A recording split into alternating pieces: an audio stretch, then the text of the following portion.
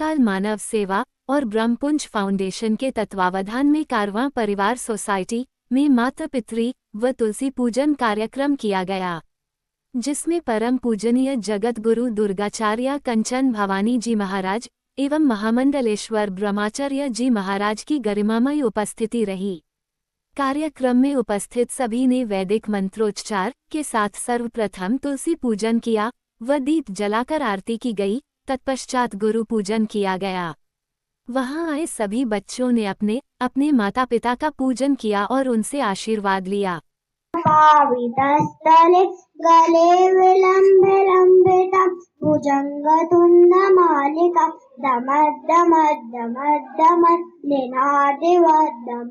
ये कार्यक्रम हम लोगों ने जैसे आज पूरे हमारे सनातन धर्मी जो है क्रिश्चियन धर्म को फॉलो कर रहे हैं। आज क्रिसमस डे है, तो हम क्रिसमस डे क्यों मनाएं? हम अपने बच्चों को क्यों कार्टून बनाएं?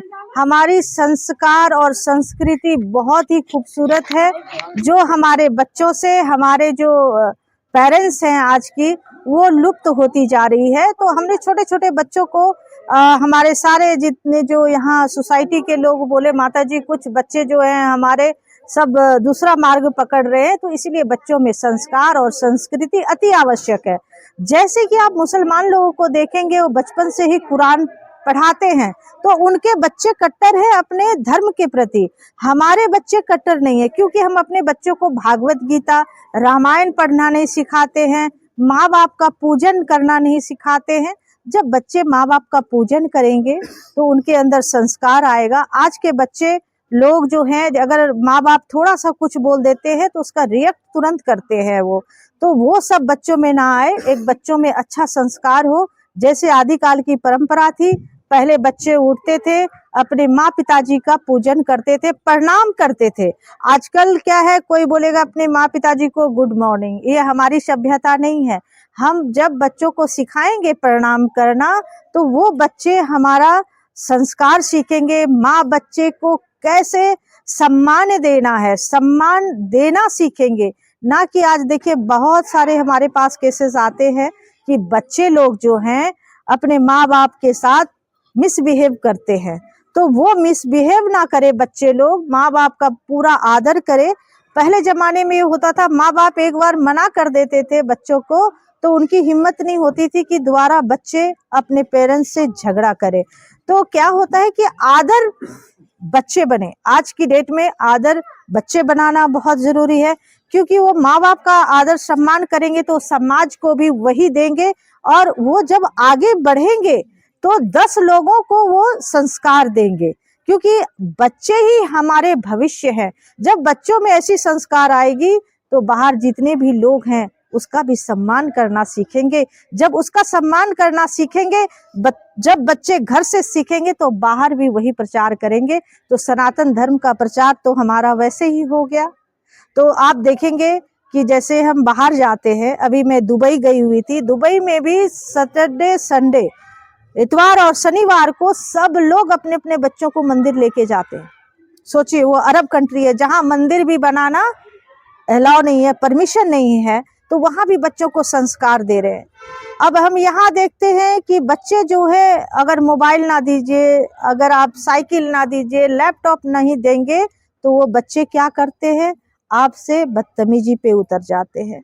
तो हम धीरे धीरे बच्चों में जब ये संस्कार डालेंगे तो वह बच्चा संस्कारी होगा, आगे जाके ऑफिस में भी उनका नाम होगा। जब किसी जगह काम करेंगे बोले वाह कितना अच्छा है। दूसरी बात, मैं माओ को ये बोलूंगी, जब बच्चे स्कूल जाते हैं ना, जब बच्चे नहीं उठते हैं तो उसे दुलार से उठाइए, प्रेम करके उठाइए कि अरे मेरे लाडले बच्चे उठ जाओ, प्यार कीजिए। ना कि ये बहुत देरी हो गया, उठो उठो चलो चलो, ऐसे बिहेवियर ना करे बच्चों के साथ। बच्चा बड़ा कोमल होता है और वही समय होता है बच्चों को संभालना, क्योंकि जो अभी हम दे रहे हैं ना वही बच्चे अडॉप्ट कर रहा है, ग्रहण कर रहा है। वही बच्चा ग्रहण करते करते एक दिन गुस्से वाला हो जाता है। तो जब भी बच्चे ज्यादा से ज्यादा सोते समय और उठते समय, दोनों समय हमारा आज्ञा चक्र बिल्कुल जागृत रहता है, तो हम उस जगह पे हम क्या करें, सुबह जब बच्चे को उठाएंगे थोड़ा सिर सहलाएंगे, प्यार करेंगे और फिर उसे उठाएंगे। उसी प्रकार जब शाम के समय, रात को जब बच्चों को सुलाते हैं तो वैसे ही पुचकार के सुलाइए, तो वह बच्चा वाकई डायमंड बनेगा। और नहीं तो हम जब अग्रेसिव होंगे तो बच्चे भी अग्रेसिव होंगे। तो इसका ध्यान रखना है हमें।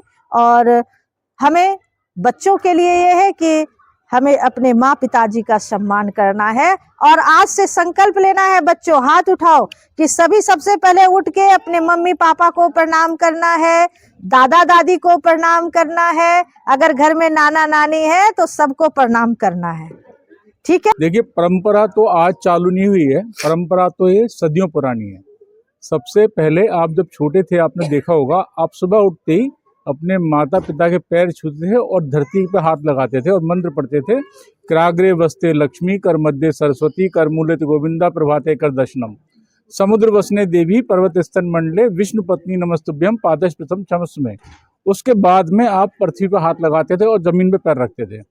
माता पिता सबसे पहले गुरु गए हैं, माता को पहला गुरु कहा गया है। और यहाँ पर गुरु का अर्थ क्या है? जो अंधेरे में राह दिखाए, गु और रू, अंधेरे में राह दिखाने वाला, उसको गुरु कहा जाता है।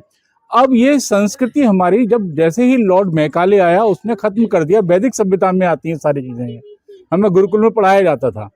अब वो चीजें धीरे धीरे खत्म हो गई और फिर स्कूलों में जैसे ही हम कॉन्वेंट में आना शुरू हो गए और हम अपनी संस्कृति से हटते चले गए। जैसे माता जी ने कहा संस्कार, तो संस्कार का मतलब क्या है कि आत्मा का शुद्धिकरण। और आत्मा का शुद्धिकरण कौन करता था? वो माँ करती थी सबसे पहले। इसीलिए माँ को प्रथम गुरु कहा गया है, हर चीजों को समझाना। और वैसे भी इसको आप देखेंगे तो ज्योतिष में भी देखेंगे तो 0 से लेकर 4 साल की उम्र बच्चा माँ के हिसाब से जीता है और 4 से 8 साल उसके अंदर पिता के संस्कार, पिता के कर्मों के हिसाब से जीता है और 8 से 12 साल अपने पूर्व जन्म के कर्मों के हिसाब से जीता है, जो कि संस्कारों को बनाते हैं। संस्कारों का मतलब कि आत्मा के शुद्धिकरण का, आपके व्यवहार का शुद्धिकरण का, यही तो संस्कार हैं। हम इनको धीरे धीरे भूलते चले जा रहे हैं सारा का सारा। और इसका दायित्व जो है जितना समाज का है उतना ही हमारे घर का भी है। हमारे परिवार में आप देखिए, सनातन धर्म के अंदर अधिकतर माँ बाप क्यों आज की डेट में वृद्धाश्रम में पड़े हुए हैं? और किसी धर्म में नहीं मिलेंगे आपको, ना क्रिश्चियन में मिलेंगे, ना ही आपको मुसलमानों में मिलेंगे, क्योंकि वो अपने घर में अपनी वैदिक शिक्षाएं दे रहे हैं। जैसे माता जी ने कहा कि गीता पढ़ाई जाती है, रामायण पढ़ाई जाती है। आप रामचरितमानस की कोई भी यहाँ बैठा हुआ आदमी 15 चौपाइयाँ नहीं सुना सकता, गीता के 5 श्लोक नहीं बता सकता, और वो पूरी कुरान पढ़ देते हैं। तो हमारे को सबसे पहले अपने धार्मिक ग्रंथों से हम अपनी जो पौराणिक कहानियां हैं, जिनको हम पंचतंत्र की कहानियां बना के सुनाते हैं, वो नहीं, वो उनके हिसाब से बच्चों को बताएं कि ये हमारी शिक्षा है। ध्रुव का नाम, जिसके नाम पर ध्रुव तारा है, किसको पता है? नचिकेता, नहीं पता ना लोगों को। ये माता पिता के उदाहरण हैं, मातृभक्ति के, पितृभक्ति के।